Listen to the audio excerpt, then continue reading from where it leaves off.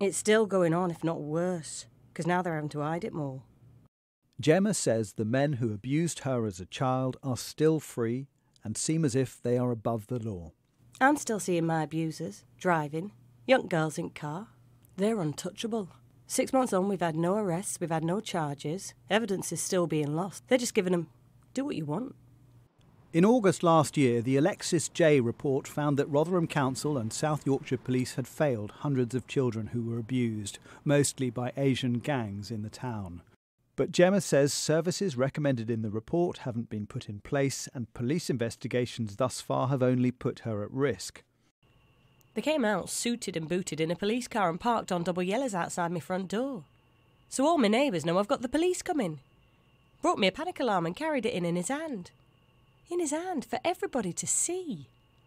Gemma says she's since been intimidated and had eggs thrown at her window. South Yorkshire Police says it takes victim care very seriously and hasn't received a complaint about this alleged incident.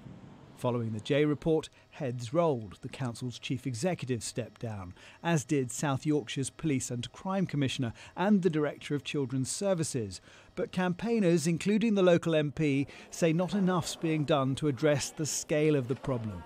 The J report said 1,400, but I'm getting new victims coming to me on a weekly basis. So I would say it's closer to a couple of thousand people who have been groomed or been sexually exploited in this little town. So to provide them with the support they need, you would be looking at a massive network, a massive investment, and that is just not in place. The Alexis J report praised one outreach project called Risky Business as ahead of its time. But J noted that victims referred by them somehow fell through the net, and the organisation was seen as something of a nuisance by Children's Services. Sky News has been told the group reported nearly 1,700 cases between 1999 to 2011, before it was effectively shut down. That's hundreds more than even Alexis J identified. And in her first interview, the former manager of Risky Business says she was ignored. I was accused of saying too much, sharing too much information, reporting too much intelligence.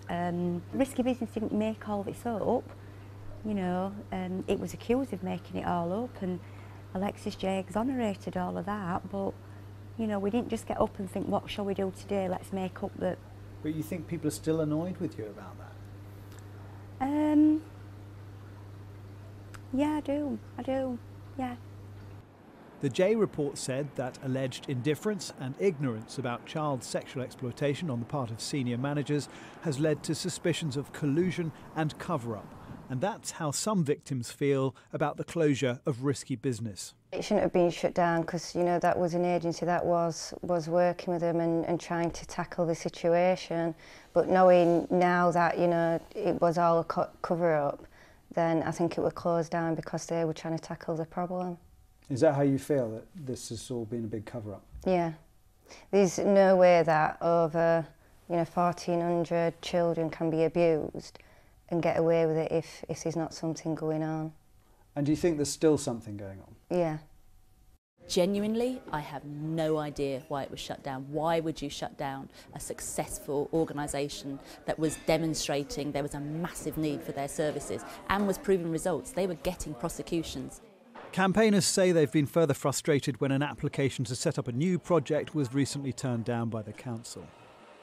The council says it immediately acted to address the issues raised in the J report, that protecting children is their highest priority. Where they're aware of individual cases, they are taking action and working to identify individuals who may not have had access to the services and support they need. We take allegations of a cover-up very seriously, they say, and that they've made strenuous efforts to obtain relevant documents.